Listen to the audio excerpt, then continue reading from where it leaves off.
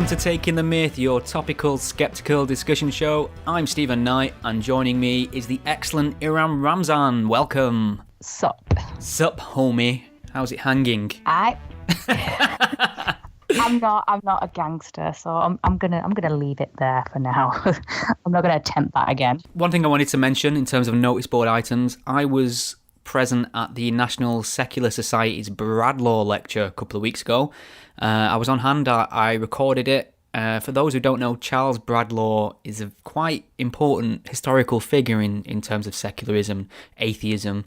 He founded the National Secular Society, but he was a politician for a while. He was elected as the Liberal MP for Northampton, and when you're elected under these things, you have to affirm an oath. And at that time, you had to affirm an oath to God, and he refused.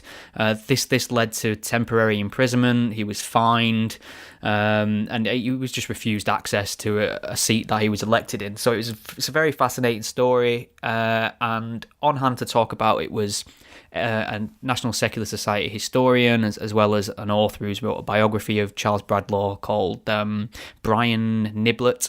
So I've got all that footage and I've uploaded it to YouTube. If you want to learn more about Charles Bradlaugh, you can find that at youtube.com/gspellchecker. Oh, and we may possibly, we're working on some more video content next month, perhaps with an extra special guest. Ooh, who is this special guest? You'll find out soon enough. Dun, dun, dun. So, yeah, look forward to that. One of the big issues that I know you've been heavily involved in, there's always a to and fro in on this issue, hijab. But this has become a big topic really to a lot of feminist campaigners because they're talking about policy relating to the hijab in primary school. So we're talking really young kids here. Maybe you could tell us a little bit about this. Yeah, so I was one of the signatories on a letter, and it was in response to Sunday Times survey, which found that a fifth of primary schools in England have the hijab as part of the uniform policy. So that's not secondary schools, so that's primary schools.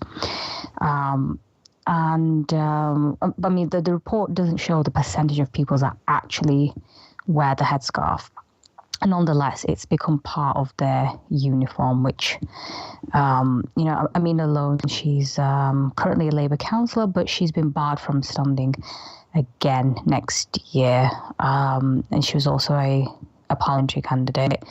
She said that, the headscarf is supposed to be for females after they reach the age of puberty. So why are children being made to wear a headscarf, and why are primary schools putting it on their uniform?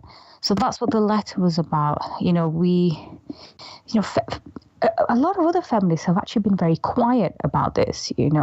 From as far as I'm aware, not many women's rights groups have come out against this. They very rarely do. So it's just been just less than a dozen of us activists and campaigners who've requested a meeting with Ofsted to ask why exactly is the hijab being put on. Well, first of all, why is it being allowed in primary schools, and also why is it as part of the school uniform in some of these schools. I mean, I don't agree with the idea of the hijab anyway. I think it's demeaning to women, but if you're an adult woman, that's up to you. It's up to you what you wear. But as a child, what are you saying about that child, that she needs to be covered up? It is sexualizing children. And there were some people who mostly Muslim men, shock horror, who disagreed with the letter and said, oh, but what about young girls wearing short skirts or crop tops or bikinis? I said, well, yeah, I don't think anyone will think it's acceptable for little girls to be wearing high heels or full makeup to school. No one's even... why is that even...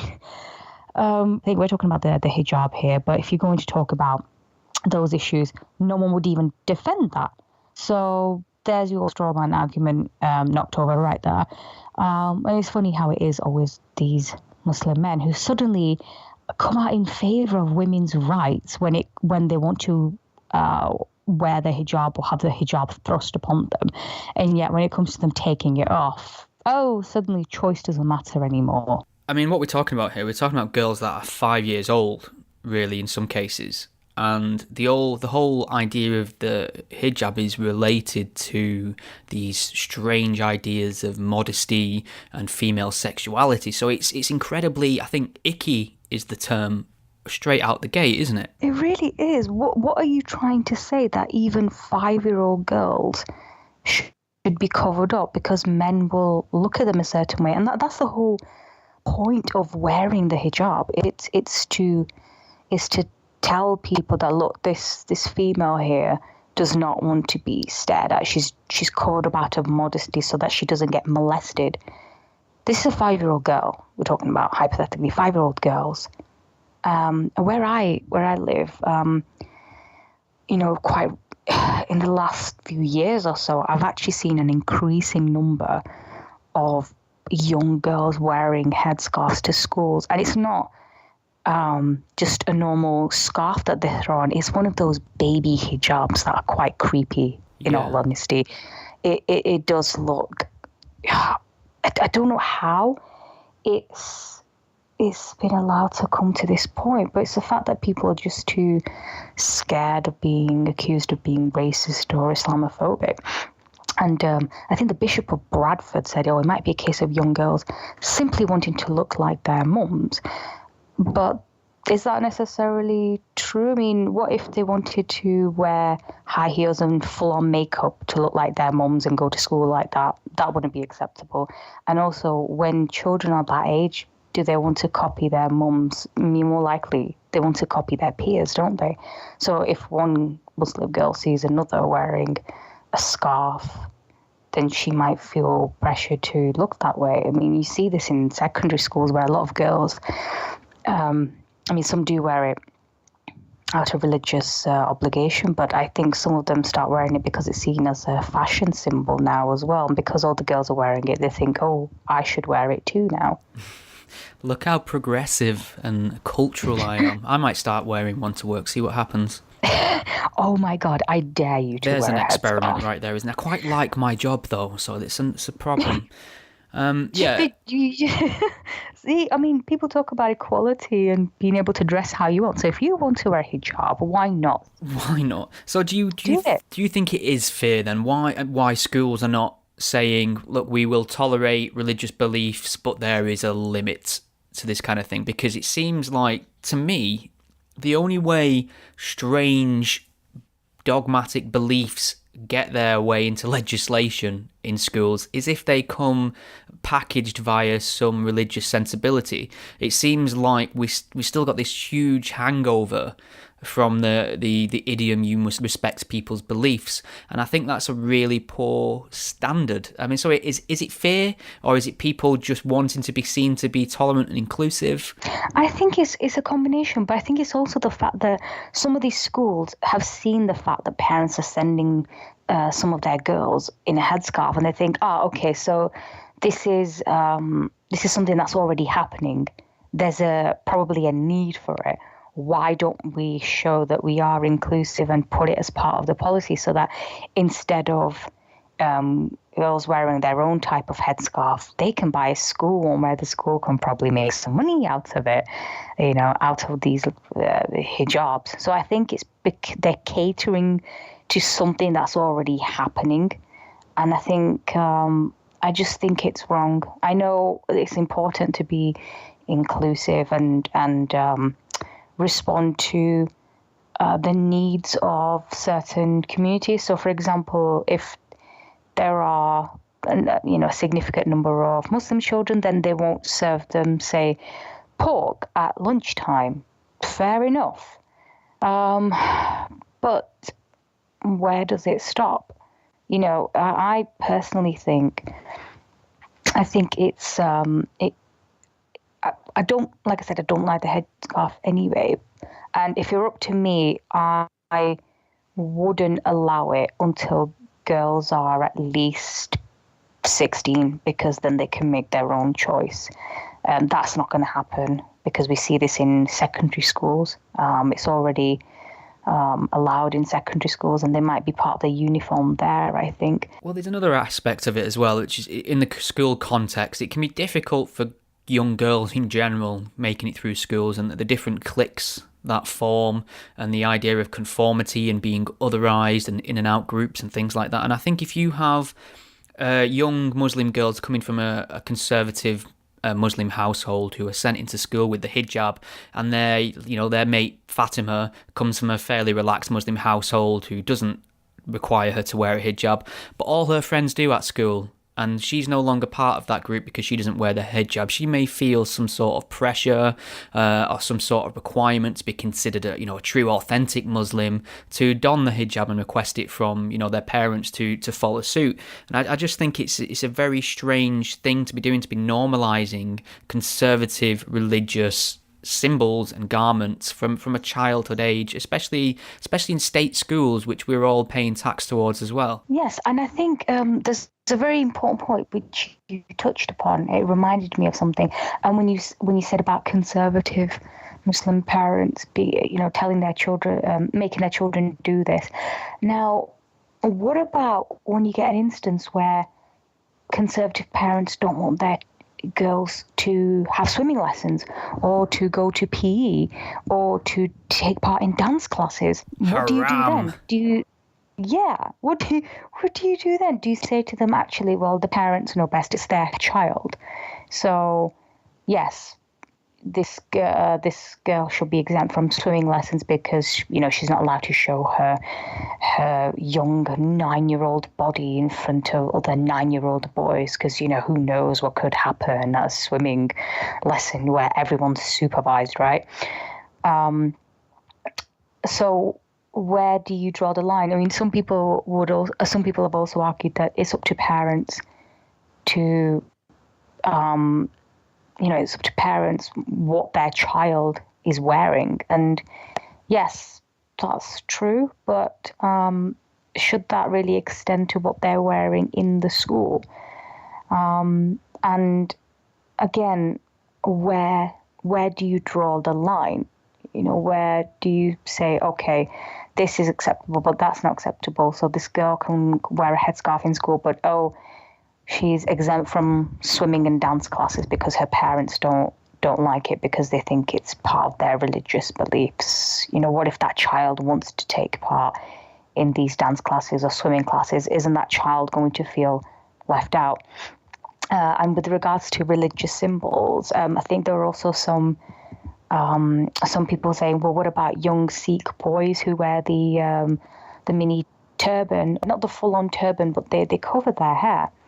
I personally, again, I don't see the point of allowing religious symbols into school, but that's me personally. But I think if you're going to compare, you can't really compare the two, because the covering of the hair for young boys in Sikhism is not sexual like the hijab is. I mean, the hijab is there to signify, look, this is an adult woman who is to be covered, so she's not molested, so she's not looked at in a certain way. The covering for Sikh boys is slightly different. If you're going to argue along those lines, I would say, I think it's unfair for young children to have to be forced to adopt these ideals anyway, because I think you should make your own mind up whether you want to go through with any, religious belief that your family follow. But obviously, that doesn't happen in reality. If you're a Muslim, then of course you're going to bring up your child in the values of your faith, and same with Sikhs or Hindus, Christian. You are. I don't know if this. I don't think this topic is going to go away, and I don't see schools taking the hijab out of their uniform policy, because once it's been allowed, that's it. You can't take it off, because that is when there'll be an uproar, I think. Yeah, I can see this debate raising for the foreseeable future that the collision of conservative Islam with typical, liberal British ideals. I can see this conversation consuming our attention for the foreseeable future. Before we move on to the standard doom and gloom of terror attacks in Europe, I mean, we've got the Barcelona attacks to talk about, which only happened mid-August, but they're so last year already in terms of the news cycle, because there've been further developments, an attempted terror attack on the London Tube. But there's something that caught my attention, and it's one of those topics where I have some views, but I don't have the answers, if that makes sense. I think we probably need a new section on the podcast just called Thinking Aloud, and that's this has been reported in the BBC, and the headline is the UK is the biggest audience in Europe for jihadist web content. So they say online jihadist propaganda attracts more clicks in the UK than any other country in Europe, a report has found. So they go on to say Britain is the 5th biggest audience in the world for extremist content after Turkey, the US, Saudi Arabia and Iraq. And this comes via a study from the Policy Exchange. So this is a perfect topic, really. There's a blend of religious extremism and how that clashes with free speech. Because if we, in the UK, if we were to download copies of Inspire, for instance, which is Al-Qaeda's flagship magazine, that contains instructions on, car attacks, how to make bombs, things like that, you will get prosecuted for this. You will get arrested. It is a criminal offence, and it does happen. So there's this whole conflict at the minute, and Theresa May spoke a lot about this, in how to tackle the spread of online extremism, and how this really plays off the notion of free speech as well, because my gut reaction and my reflexive absolutionist free speech mentality leads me to think, well, if I want to download some extremist material in a free society and read it and see what's on there, I should be allowed to without the risk of being hauled into a jail cell. Yet I see the the problem of needing to stop actual extremists easily accessing information that just aids them in their ability to slaughter en masse. Where do you stand on this? England, we come out on top for something. Yes. Wow. Yeah. Oh gosh, right. Well, I think I get your point actually, because if it depends on what you're downloading it for, but I'm guessing most people are going to download that crap and not doing it for benign reasons. I think there's sinister reasons behind that. What does it say about people living here where, that suggests that they're downloading this kind of material more often? Could we not have been world leaders at porn or something? Something cat memes or something. But jihadist material, it just sets off every single alarm bell going for miles, doesn't it? Yeah, and I remember this was a good while ago, but when there was a discussion around ISIS fighters, there was a suggestion that apparently the ones that come over from Britain are, the most vile ones. They're the ones who are going over there specifically to just slaughter people, to maim, to kill, to do all sorts of vile things. And that's why the British jihadis have a really, they're well known apparently for going abroad and being the most violent ones. What exactly does that say about the people from this country? What has made them like that? What has made them more violent? I mean, I don't know if you watched Channel 4's The State. It's a 4-part drama, and it's about it's based on true accounts of young people who have left Britain to join ISIS. I don't know if you've seen it, but no. I actually thought it was made very well. I think I saw some people suggesting that it's glorifying ISIS, or it's making them seem more glamorous. But I actually disagree with that. I won't give any spoilers for people who haven't seen it, but I would recommend it. And I don't think it glorifies ISIS at all. It does portray them as the vile group that they actually are. My one criticism of it is that it does, however, kind of make you feel a bit sorry for some of these people who go abroad.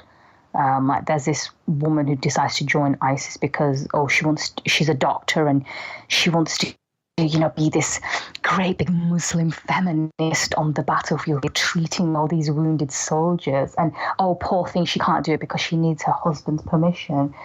So there she realizes, oh no, ISIS isn't as feminist as I thought it would be. So spoiler alert. Yeah, sorry. But it's just that's the one thing that I had a massive issue with, that it's almost making you feel a bit sorry for some of these people. But it does suggest that the British ones, they are taking the religion a lot more literally, and they are going there specifically to kill. And I don't know where I read this, but apparently there's a report of one of the fighters from Britain, when he went abroad, he actually, I think they found loads of condoms on him. I don't know if anyone can remember who it was. He actually took condoms with him because he was planning on raping Yazidi women. If you're going to jihad safe. Yeah. You got to be safe on the battlefield. Yeah. You know what I mean? So anyone who suggests, these kids, they're really deluded. They're not. No. They know what they're doing. And I think that fits in with this, analysis from the Policy Exchange, about jihadist propaganda attracting more clicks in Britain. I know you're saying that, of course, this is also about, free speech and what if you want to download it. And yeah, I mean, the government, our UK government, has already told internet companies, this includes Facebook and Google, that they must do more to remove jihadist material. And you just wonder, I'm very sensitive as an individual to the slippery slope in terms of restricting what we can and can't see. For instance, there was, I don't know if you've ever heard of the Anarchist Cookbook, very popular document made in the 70s. So this isn't just an Islamic thing per se. I mean, with this book told you how to make LSD, I believe, told you how to create bombs, listed bomb making material, things like that. And that, having possession of that will get you arrested. But there was an incident, and I couldn't find it, and I was looking for it just before we came to the mic. And if anyone's listening who knows the details of this, please forward it on to me. So I appreciate that. I might have the details wrong here, but it was essentially a guy at a university was writing either a dissertation or a paper on extremism, and he downloaded a copy of Al-Qaeda's manual or another terror organisation for his research, and he actually got arrested and got in trouble as part of an investigation. And I think it actually turned out that the very thing that he downloaded and used for his assignment was actually available on the shelves of the university library anyway. So I mean, at what point where do you draw the line in just being in trouble for having these material, which I think is the rule, and coming across it accidentally or needing it for research? Because I want to see what information and rhetoric ISIS is publishing in their magazine Dabiq, for instance. Am I in trouble just for merely having possession of it? Am I in trouble for passing it on to somebody else? How does it work exactly? The thing is, it doesn't necessarily, like the research analysis from Policy Exchange, it does say that it attracts more clicks in Britain, but I don't know whether that means that it is people actually accessing the propaganda because they believe it, or whether it's also done for research purposes. So I'd like that to be made a bit clear, but I think it's probably going to be the former rather than the latter. But you know how it is. You're scrolling through your cat memes and your Instagram food pictures, and all of a sudden death to infidels. How did that happen? Yeah, I mean, who hasn't accidentally clicked on a death to infidels link, But it's not. I mean, Theresa May and President Macron from France, they were. supposed to be meeting to discuss new measures to tackle online extremism, and finding web companies that fail to take down extremist content. But the thing is, even if you take it down, it will be put up somewhere else as well. So it's, whether you agree with taking down extremist content or not, even if you take it down, you're still not challenging that ideology and the propaganda. If you just merely take it down, someone who is buying into that is not going to think, oh, it's been removed from the website, that, oh, I must stop believing in this, this is wrong. They're going to think, what is the government hiding? What are they hiding from us? What are they keeping from us? And unfortunately, conspiracy theories are quite popular, especially among some young Muslims, and not just young ones, even some who should be old enough to know better. They seem to think that everything is a conspiracy. Hashtag the Jews. Yeah, hashtag the Jews. And if you just take down this material, okay, fine, you're taking it down, but you're not getting to the root of the problem. How exactly are you countering the propaganda that's out there? So that's where the work needs to be done, in countering that propaganda. You need to get it to a point where seeing this jihadist propaganda elicits laughter rather than interest.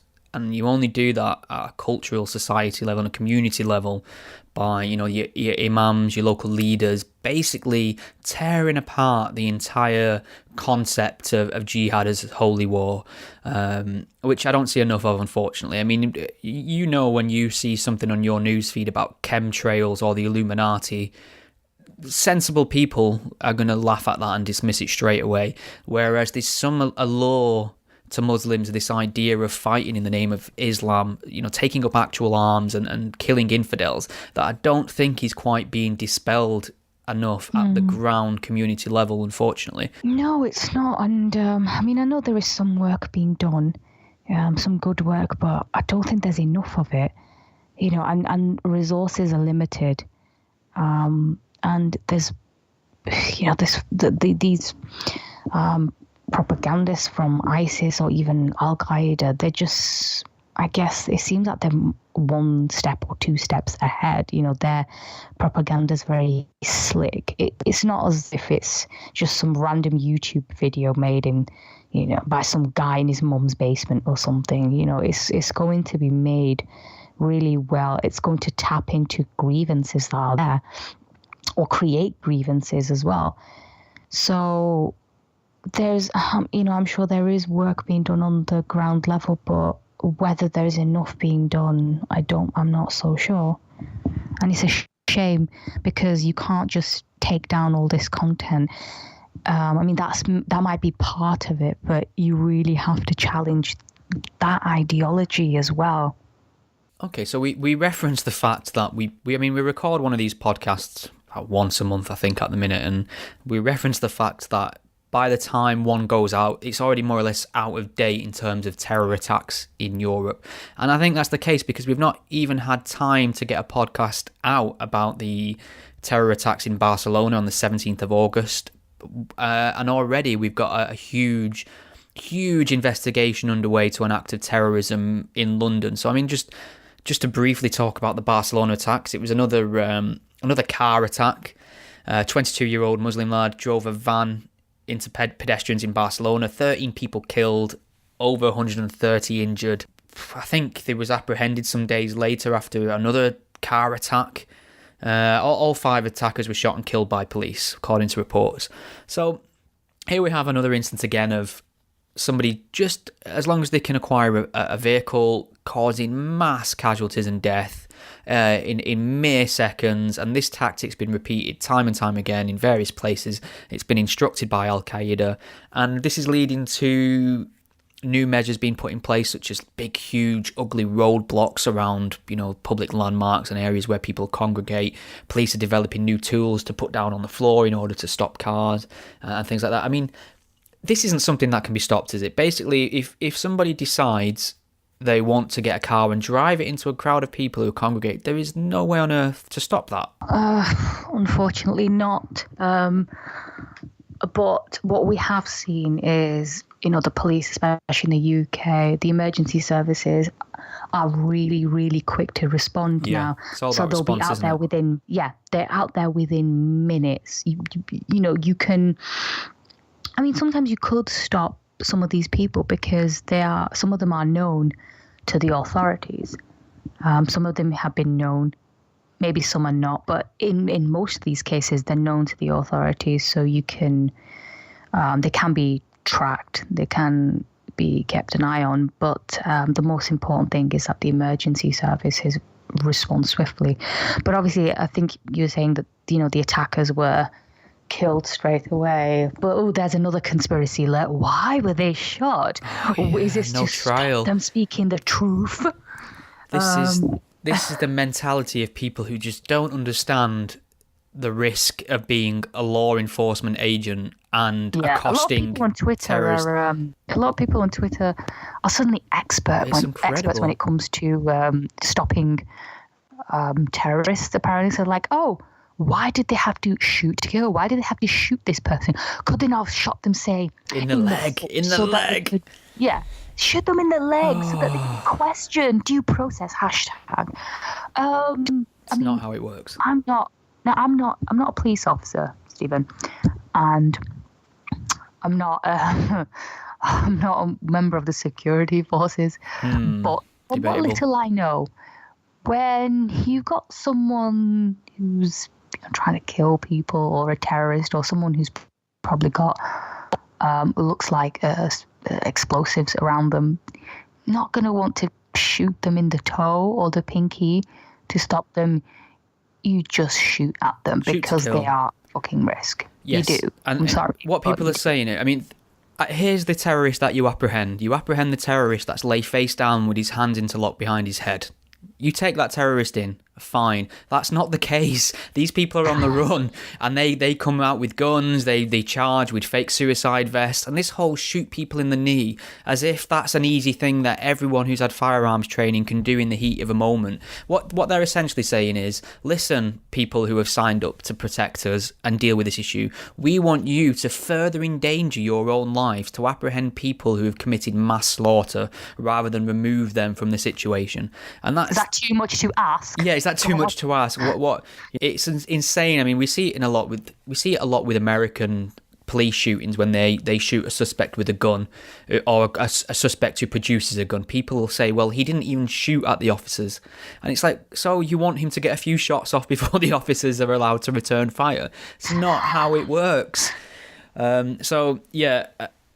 Ideally, I'm not going to lose any sleep over a dead terrorist at all, and I've got nothing for I've got nothing for admiration for the men and women of our security services and the police who put themselves in danger to take these people out. Ideally, I would love them to be arrested. I would love them to go through the courts to find out what they know, have them stand there and try and justify themselves. That'd be perfect, but it's not a perfect world, and I would not dream of asking professional police officers and anti-terror units to put themselves in further danger to make that happen. They've got a job to do, and they're doing it best they can. You know what's really funny, though? That we mentioned about people complaining about the security services. But I remember do you remember Channel 4's report on the Muslim women stereotypes? And there was a woman called Nadia Chan on there. Oh, yes. And she's the one who mentioned that, suspect shot. Suggesting as though the authorities are hiding something. But yeah, I did want to briefly touch upon that horrendous report by Asad Beg on these Muslim women are far from meek and oppressed, because look, they can hit a tire with a hammer and they're hitting a punching bag. They're not meek at all. That was an awful report. It was amazing. And one of the women that was interviewed, Nadia Chan, she was a vile.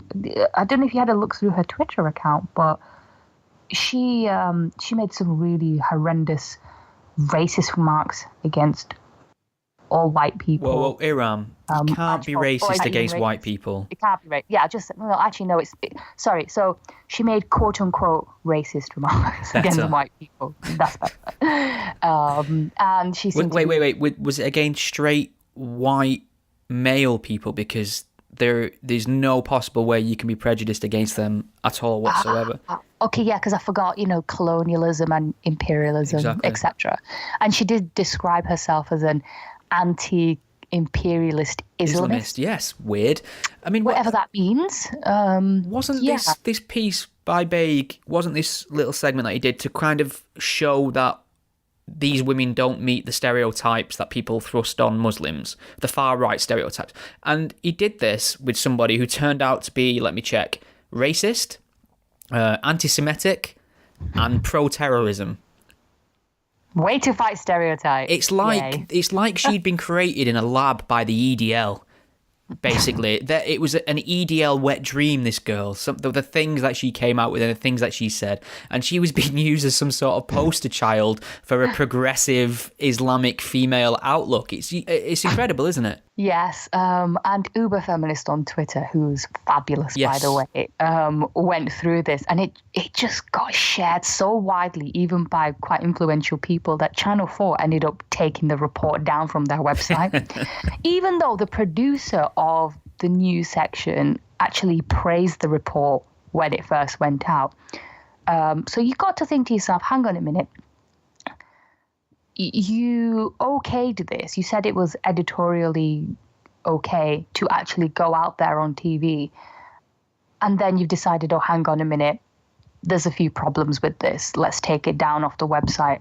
That just makes you look ridiculous. But then this is Asad Baig, who's got a bit of a reputation for, interviewing people who just want to have a go at the British state and the government and just hate on, prevent, and all these kind of things. So he claims that he's challenging stereotypes, but I don't see how any of those reports in any way challenged any stereotypes. In fact, it played up to them. It was saying, oh, you know how you think all Muslims are always, hating on the government and believing conspiracy theories, and well, actually, hang on a minute. Yeah, those are kind of true. Yeah. So it just made a mockery out of the whole situation. There was one woman who talked about, I think, racism within Muslim communities. So say, for example, black converts are treated abysmally by other Muslims, which is true. And Baig almost sort of, he very he just mentioned the issue of women not really being given a voice or platform in mainstream mosques, but that was kind of almost quickly dismissed as well. Like, oh, look, women, they're not represented in mosques. But anyway, government prevent, oh, let's have a go at these things. It would have been so much better if he'd focused on that, because I think that's more interesting, the fact that Muslim women even today still don't have a space in their own mosques. I mean, what other places of worship actively discriminate against women like that? And it's still not seen as a massive issue. Why?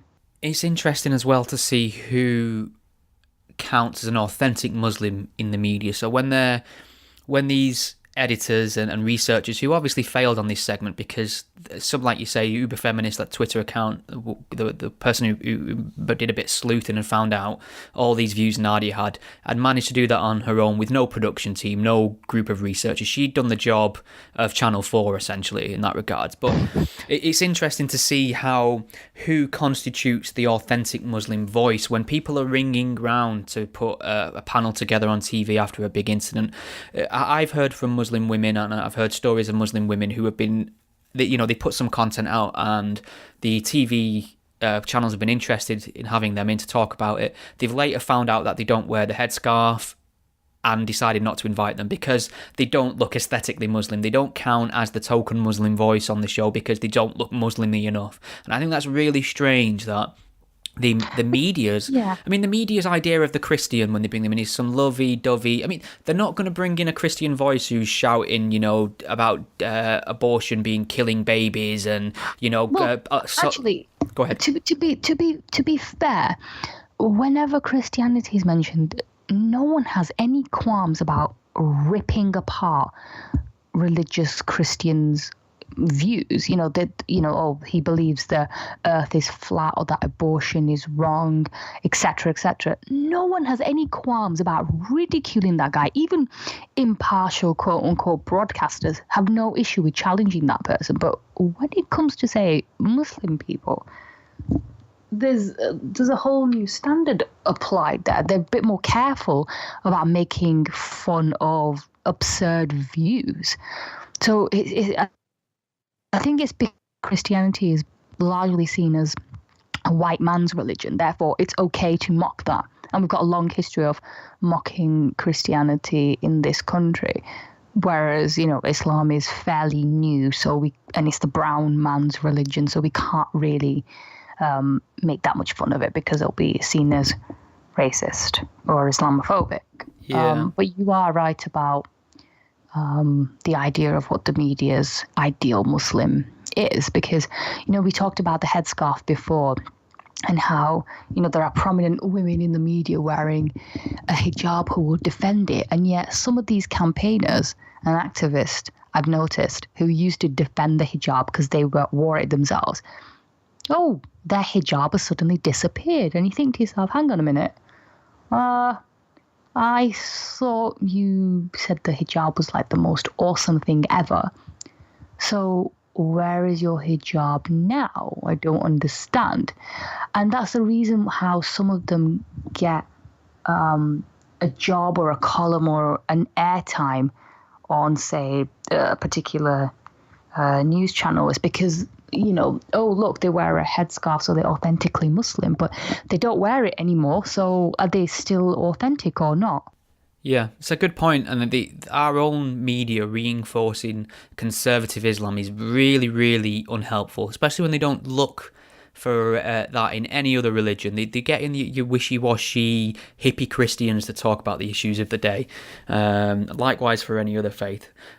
So I think we just touched on the Barca attacks, and that leads us on to problems we've got in our own capital at the minute. Ongoing investigation, attempted terror attack on the London Tube. For a bit of context, there was a successful attack on our tube and on a bus in what's been termed as 7/7. That was in 2005. Multiple deaths, multiple explosions. It was horrendous. I actually think a couple of weeks, I think in the same month in July that year, there was an attempt at a copycat bombing, and the perpetrators, even during incredibly intense high alert London, mere weeks after a terror attack, managed to get on the transport system again with their explosive improvised devices.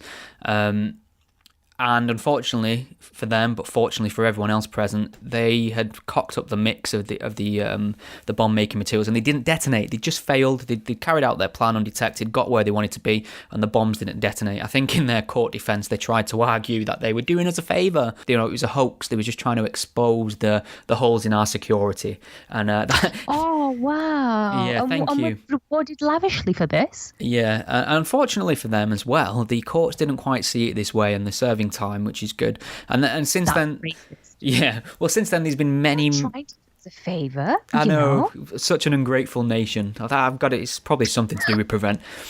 But since then, there's been numerous attempts to blow shit up in the name of Islam, and the police have got there beforehand or discovered bomb-making factories, etc. I mean, Salman Abedi slipped through the net and managed to detonate himself in our home city of Manchester this year, killing 22 people, injuring scores more.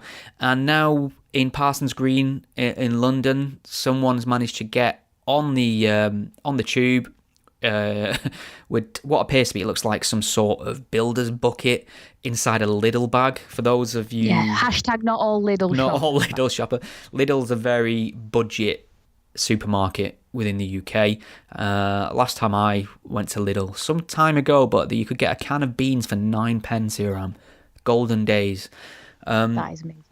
Yeah, and this device, for whatever reason, it's been referred to as a pressure cooker device, which is very similar to the devices used by the successful London bombers, used by the Boston bombers as well in the States. It didn't detonate. He'd not done his homework, thankfully. 30 people were injured in terms of burns, but they're not thought to be quote-unquote serious, which I take to mean life-threatening or life-changing, which is very good news. But the difference is, but the issue is this could have been different, incredibly different. They were children on that tube in the morning as well. We're talking mass deaths had that exploded, and so far I think there's been 6 arrests. What can we take away from this instance, this near miss of absolute carnage? Obviously, we can't really discuss too much about this person because, some arrests have been made and the attack. So we have to really be careful about what we say. But contempt of court, UK libel laws. Yes. We're not living in America where you can get away with that. Yeah. But I think it just shows you how quote unquote normal this is, even though it shouldn't be. This shouldn't be normal, but unfortunately it is. And I remember when Sadiq Khan gave an interview, and he said that part and parcel of living in a city is you have to deal with this, and terrorist attacks are one of those issues, but we will not tolerate them, etc., etc. A lot of people who don't like Sadiq Khan took that to mean, he's saying, get used to it. Just get used to terrorist attacks. He actually said the opposite. Yeah, he was saying we need to prepare. We need to prepare, and that's pretty obvious, really, isn't it? We have to prepare. That's why our emergency services are getting better in terms of response time. That's why, in terms of preparation, you have to engender this idea that you and I out in the street, if we notice anything suspicious, we need to report it. We need to have our eyes and ears open for these things. And that's what preparation is, not that we just have to deal with, get used to terrorism, stop whinging about it, which is how people are framing it. And it reeks of anti-Muslim prejudice to me when people go for him on this comment. Yeah, I'm not exactly a big fan I don't like Sadiq him. Khan. He's useless on the idea of Islamic extremism. He's another, nothing to do with Islam. Watch your Islamophobia guy. Has he made comments like that before? I think he has. Yeah. If so, then that's not helpful. But so I can't say I'm really a big fan. But if you're going to attack him for something, then do it for something he's actually said. And in this instance, he didn't really say anything wrong. Unfortunately, how many terrorist attacks have we had in London this year alone, or attempted attacks? And he's right. It is part and parcel of a big city, and since the whole war on terror, it's something that is not going to go away. When I go on holiday now, unfortunately, I'm thinking, is there going to be a terrorist attack? I went to Paris last month, and the first thing I thought was, I hope nothing happens, because the week before there had been some incidents that I don't think was terror related, but it still makes you think twice. You have to get on with your life as usual, but you do have that at the back of your mind, that worry. And I think one of these suspects, I think they're saying he was known to prevent the government's counter-extremism strategy. It constantly gets attacked. So, I know a few people who hate Prevent are going to think, Prevent knew about this. Why didn't they do anything? Well, hang on. You think Prevent's racist and Islamophobic. So, on the one hand, you complain when someone is, if someone is under the eyes of the security services, but then you complain when they actually go through with an attack and say, where were the security services when this happened? Why wasn't he or she stopped earlier? Well, make your mind up. What exactly is it that you want? It's interesting what you're saying about this fear of this. This has been in the back of your mind when travelling now. We live in Manchester. I spend the majority of my time in Manchester city centre, where a suicide bombing took place in May. I'm going to Spain tomorrow, where we've had a number of instances, most recently the one in August, what we just touched on, the Barcelona attack. As soon as I come back from Spain, I'm then in London for the weekend, which, and so when we started recording this podcast, we talked about how difficult it was to remember just how many terrorist attacks had occurred in a year. Then it became how many had occurred in a month in Europe, and now it's slowly becoming how many are occurring in our home country in a year. I mean, yeah, every time we record a podcast, we're always saying this will probably be out of date by the time it's released. Yeah. And lo and behold, it is, because there's another terrorist attack a couple of days later. It's just scary how often these attacks happen now.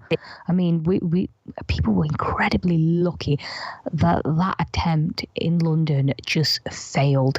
Yeah. It could have been so much worse, and thankfully it wasn't.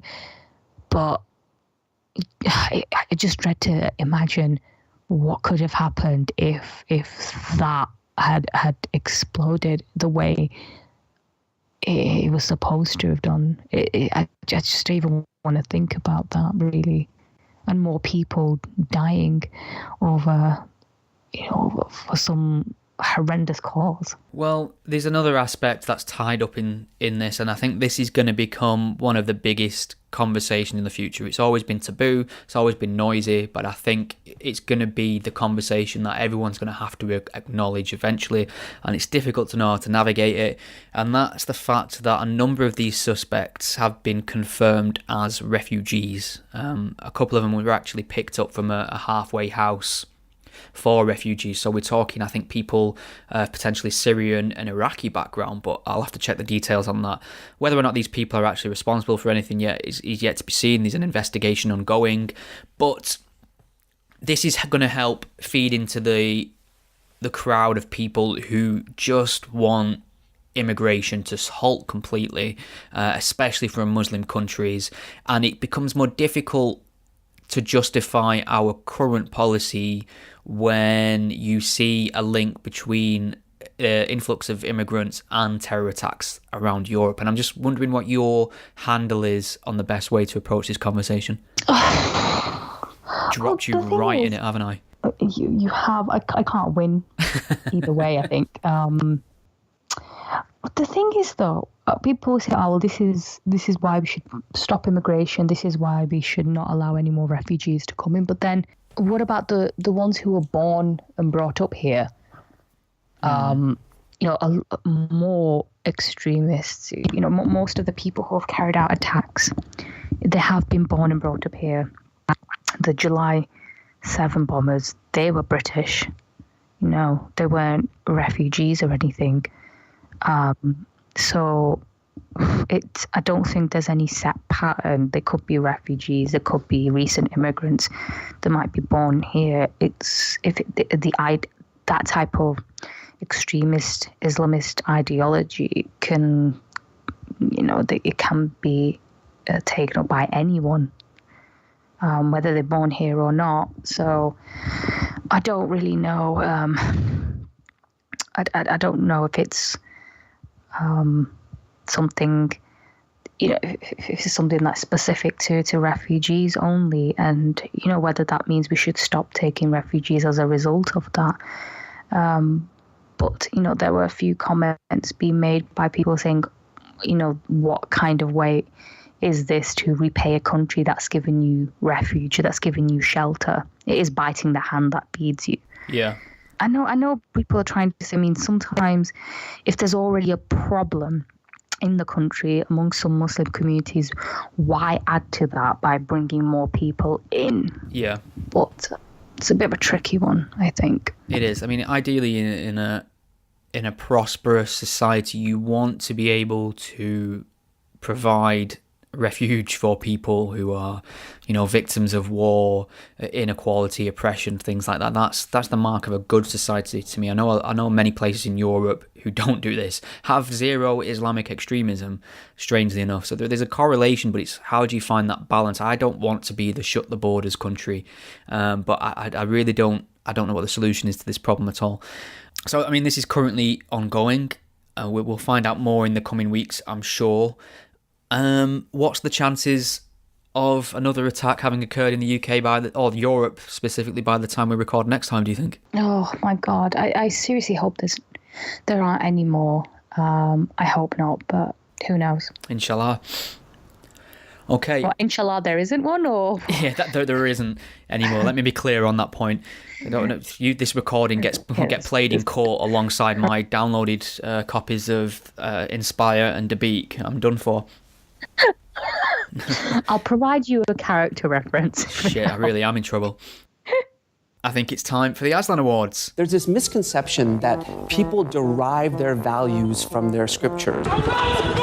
Who goes to hell? Gays, fags, hundreds and hundreds of Jews. You identify yourself as gay. Why do you then choose to be a Muslim when it says explicitly in Judeo-Christian tradition that is prohibited? There's this misconception that people derive their values from their scripture. The ASLANs.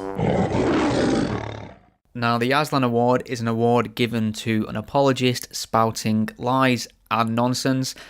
I have two contenders here. The first person I want to bring attention to is a gentleman named Joe Walsh. Now, I had no idea who this chap was before, but I have no idea either. No, apparently he's an American conservative radio host. He's a former congressman. He sent a tweet out which caught my attention, and I shall read it. French rag, Charlie Hebdo mocks Harvey victims as neo-Nazis. Charlie Hebdo makes fun of everyone but Muslims. Cowards. Few points. First, rag is a colloquial term for magazine. Charlie Hebdo is a French satirical magazine, which you may remember from certain terrorist attacks as the one that killed half their office a little while back because they'd posted satirical cartoons of the Prophet Muhammad. He says Charlie Hebdo... So what he's accusing them of doing here is making fun of the victims of Hurricane Harvey, which was the Texas-based natural disaster that led to a number of deaths. And I think the Charlie Hebdo front cover, for context, is people in that area of the world drowning during the hurricane, but they're wearing, white supremacist neo-Nazi costumes. So there's a bit more. The thing is with Charlie Hebdo, it can't be taken on face value. One, it's in French. Two, you often need an understanding of the political French scene to fully get these things. Not everything is what it seems on first view, and that's turned out to be the case for this as well. It seems like they're mocking the idea of God sending natural disasters to smite people who you find unfavourable. Christian conservatives who are, renowned for living in Texas do this a lot for, when there's been a natural disaster, they blame it on homosexuality or gay marriage, etc. What's the mainly interesting thing about this is the fact he said Charlie Hebdo makes fun of everyone but Muslims, cowards. Now, Charlie Hebdo probably... interesting. The only reason someone like him probably has even heard of Charlie Hebdo is because they were slaughtered at their offices in Paris for mocking Islam. This is an organisation that in their very next issue, as a response to having most of their staff unceremoniously slaughtered, released another front cover caricature of Mohammed, and that, to me, I think if you look up the definition of balls, probably counts. So you can call them cowards if you want, Joe. You're just wrong, essentially. Now he went on because of this. This attracted a lot of attention from people, and he went on to clarify that essentially they'd lost their teeth since the incident and they don't go after Muslims enough. So it's interesting, isn't it? Because he'd been praising them for their attacks on Islam up until this point, according to his tweet history. But as soon as they hit home to something that offends him personally, he's about throwing them under the bus and calling them cowards. It's so funny every time. Charlie Hebdo is a magazine that has a very small circulation. It's not a magazine that is widely read by many French people. But every time they issue a new, they have a new front cover, it's just shared widely around the world and then criticised immediately, where we're told that they're, oh, look, here's another sexist or racist front cover. This is why Charlie Hebdo is evil. But let me be clear, I'm not condoning their journalists being killed or shot. But here they are, they're so racist. Right, okay. Have you noticed that the people who take the front cover of Charlie Hebdo and outrage about it all over Twitter are people who, A, can't speak French, and B, can't understand satire? Now that you mention it, yeah. I don't know if people understand what satire is. They're a left-wing, liberal magazine, basically anti-racist, anti-oppression, pro-equality, and they're responsible for caricaturing and satirizing taboos and public discourse on certain topics, and it's always through the lens of a sort of left-wing, progressive, liberal outlook. But these things, when not understood in their full context, get spread around as racist and quote unquote Islamophobic, and it's just not the case. Yeah, and really, if you don't want people to read a magazine that you find offensive, don't share the front cover and ensure that more people see it and more people maybe try and read the magazine, because that's the one thing that you're going to do. That's it. You know, they say that in order to get something widely read, the most effective thing you can do is to ban it or drive it underground, because most people get so curious and think, oh, I want to see this now. So this magazine that has a small circulation anyway is so well known worldwide now, because people just get outraged and start sharing things and telling people, look, this is how offensive it is. Just look how offensive it is. Share it all over. More people need to see this. It's it's quite bizarre, isn't it? And really, if those assholes hadn't gone around killing the journalists in Charlie Hebdo, then most people wouldn't really know about the magazine. So really, they're a detriment to their own cause. They've ensured that more people know who Charlie Hebdo are and want to read the magazine. Yeah, I mean, and this idea that they're somehow backing away from Islam, it is nonsense, because somebody did a breakdown of their content before their attacks on their office, and Islam actually didn't play an over-significant role in their output. You know, there was more attention given to the Pope, for instance, so it only played a small part in their output. This was just the thing that got really publicised. They are not the anti-Islam publication. They are the topical publication. Even after the horrendous attack, they did publish another cartoon of Muhammad saying, sorry, I think. So it's not as if they bowed down to the terrorists. They actually carried on. Yeah, exactly. And they carried on as recently as August this year. After the Barcelona attacks, they released a front cover. It's got people laid in the street bleeding. They've just been run over by a van that's disappeared in the distance. It says, it's got the caption, Islam, religion de paix éternelle, which translates as Islam, religion of peace, eternal peace. So they're saying it's basically the religion of death, which is very clever. So it's the religion of peace, except the peace is eternal. So it's very clever. But for somebody who doesn't understand French or has the inability to whack something into Google Translate, they may see this, you know, very cartoonish image of people laying in the street bleeding and a very cartoonish van bouncing over into the horizon as somehow mocking the victims. And basically, people are thick. Yes, people are thick, and satire is the great leveler. It's the great litmus test for somebody's intelligence, I find, half the time. I do think... Yeah. I mean... What's funny is I remember, you know, after the whole Charlie Hebdo incidents, and so many people came out saying, oh, satire is about punching up and not punching down, you know. And you think, well, sorry, but if you like satire, then you like it regardless of who the target is, and satire is about challenging those in power, those in control, you know, religious establishments, religious figures, politicians. Oh, we were okay with politicians being mocked. I mean, look at what happened to Joe Cox. He was murdered by a far-right terrorist.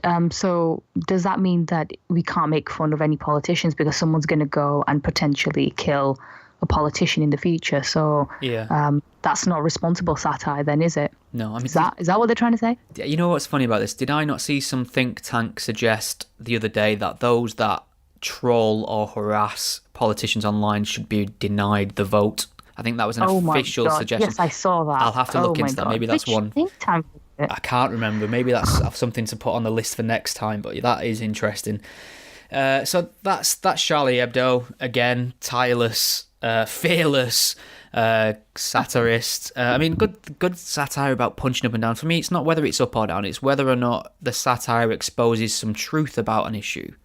frames an issue in a way that gets people thinking about it. That's a subjective view. Obviously, that's my personal opinion. Too much thinking, though. Too much It's not thinking. good. So that's Joe Walsh. Essentially just called them cowards, and he's annoyed that they've gone after one of his sacred cows. It's all right when they're bashing Islam, but once they go for something that touches on his sensibilities, suddenly they're cowards and must be dismissed. There's another person we need to speak about who's been making a lot of news.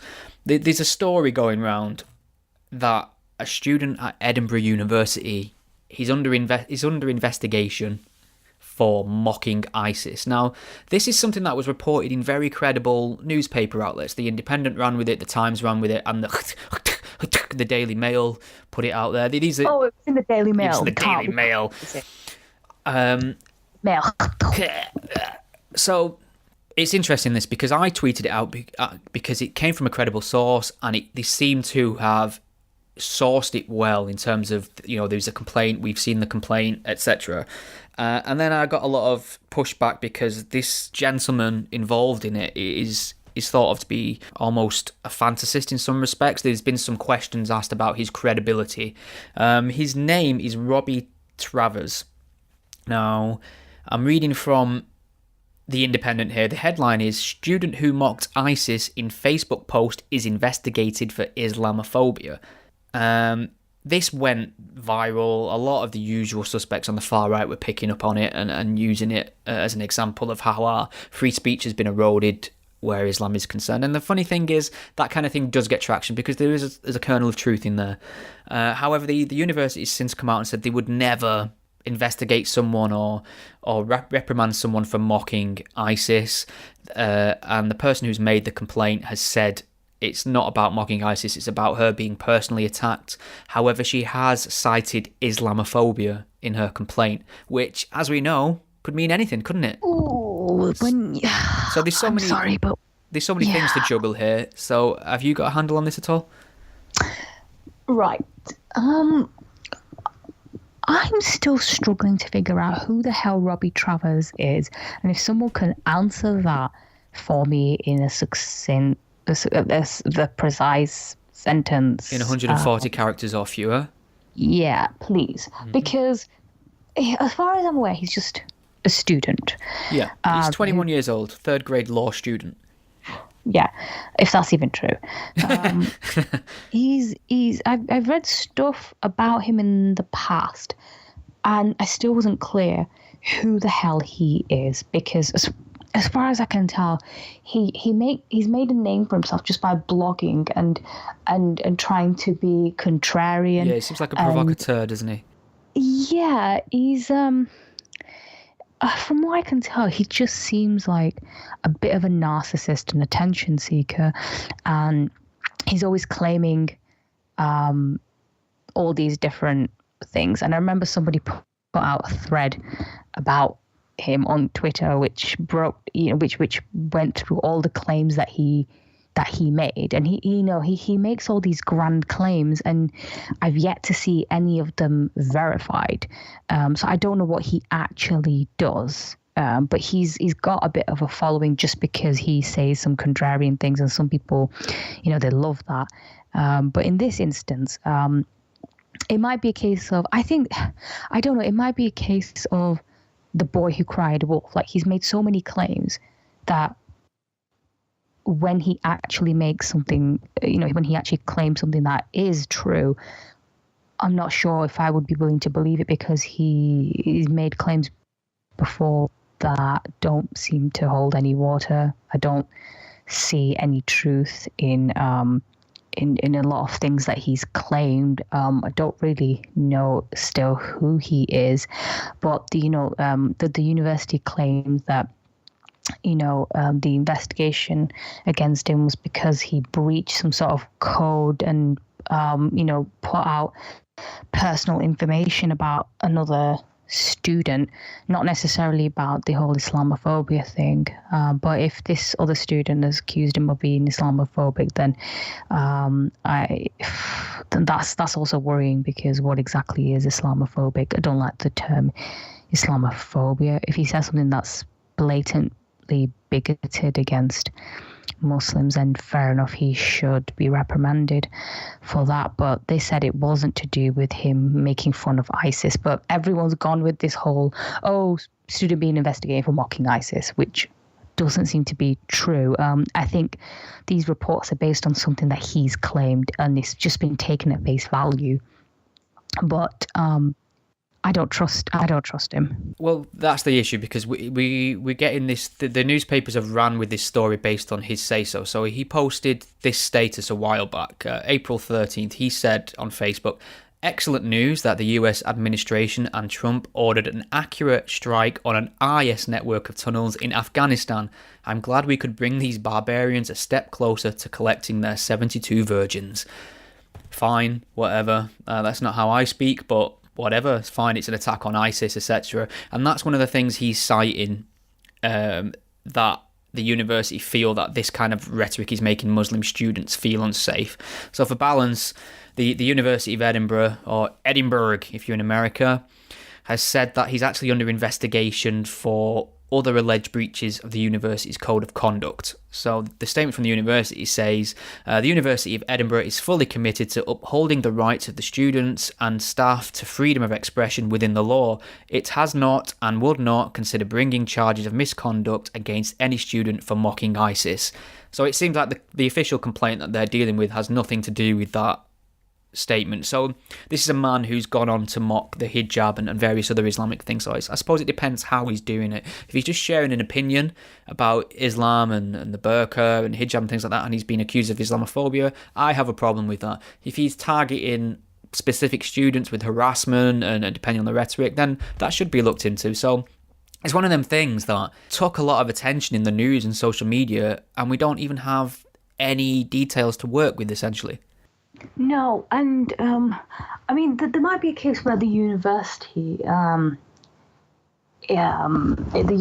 might be in the wrong over something as well, where they've become a bit heavy-handed over something. But again, it's a case for me of the boy who cried wolf. I think, unfortunately, he just seems to be a bit of a narcissist and someone who just likes the attention. I'm not really sure I'd believe anything he says, to be honest. And I'm sure there are other people on Twitter who know more about him. And I wish I could remember the handle of the person who went through all of Robbie Travers' claims. But if someone does know who did that, please could you tweet that to me again? Yes. And share that, because that's very important, because it just shows you what kind of bizarre and grand claims that he makes. He does seem to, I don't know, hold himself, he does portray himself as someone who's some sort of free speech martyr, or someone who he does so much, and I think, I don't know. I think he's just one of those glorified bloggers who's made a bit of a name for himself among some people on social media. But I think in the real world, nobody really cares who Robbie Travers is. Okay, well, we'll put this one on the back burner. Is ASLAN pending for Robbie? Because it could go to Esme Alman, who's the student who's made the complaint. She said, I reported him for attacking me personally. There is no mention of ISIS in the complaint. Travers has added that he and his legal team stood by the assertion he was under investigation for mocking ISIS, among a range of other bizarre, unevidenced claims. So we'll see how this plays out. One of them's getting an ASLAN, and I look forward to finding out who it'll be in the next couple of weeks. But I think we've got to give it to Joe Walsh for calling Charlie Hebdo cowards for not mocking Muslims. Yeah, sorry, Joe, but when someone shoots you for an opinion, then you can talk. But I'm sorry. Yeah, calling someone, a group of people cowards when some of them have paid for their lives for their views it's just disgusting. I'm sorry. You really can't call someone a coward when they've died for their views. All right, Iram, I think we've pretty much nailed everything again. We've gone way over the hour. Is there anything else you wanted to just squeeze in? No, I think that is it. Awesome. Thank you for listening, and a huge thanks to my excellent co-host, Iram Ramzan. You can find Iram's work over at sedar.org, and you can follow her on Twitter at Iram_Ramzan. Think we've all learned something here today?